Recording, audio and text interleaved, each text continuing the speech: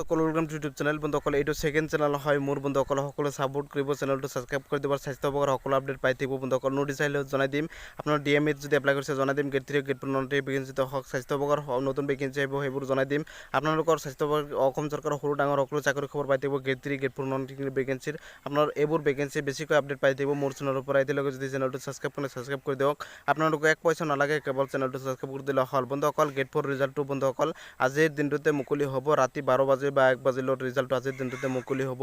8 বজাৰ লগে লগে যদি ৰিজাল্টটো মুকলি নহয়, কিন্তু ৰাতি 12 বা 1 বজালৈও কিন্তু ৰিজাল্টটো মুকলি হ'ব। বন্ধুসকল এইটো মোৰ সেকেন্ড চেনেল হয় আৰু বহুতে ভাবি আছে ৰিজাল্ট আজিৰ দিনটো নাহে। বন্ধুসকল ৰিজাল্ট আহিব 15 মেৰ পৰা 22 মেৰ ভিতৰত। আপোনালোকৰ সাধাৰণতে গেট 3 গেট 4 নটিফিকেশন তিনিটা ভেকেন্সিৰ আপোনালোকৰ এইবোৰ সাধাৰণতে আকৌ ডকুমেণ্টসমূহ পুনৰীক্ষণ কৰা হ'ব। কাৰণ বহুত ল'ৰা ছোৱালী সাধাৰণতে যদি ফেক ডকুমেণ্টছ দি থাকে তেওঁলোকক কিন্তু জেললৈ প্ৰেৰণ কৰা হ'ব। CBI তদন্ত কৰি তেওঁলোকে কিন্তু এইবাৰ ধৰাত পৰিব। বন্ধুসকল সেইবাবে আকৌ সাধাৰণতে ইতিমধ্যে সংবাদ মেল যোগে সাধাৰণতে কেশৱ মহন্তই এইফালে জনাইছে যে সাধাৰণতে যদি কিবা ফেক সাধাৰণতে ডকুমেণ্টছ দি থাকে তেওঁলোকে কিন্তু জেললৈ প্ৰেৰণ কৰা হ'ব আৰু GMC সাধাৰণতে এইবোৰ পুনৰীক্ষণ কৰা হ'ব। 15 মেৰ পৰা 22 মে আজিৰ দিনটোতে ৰিজাল্টটো মুকলি হ'ব গেট 4 বন্ধুসকল।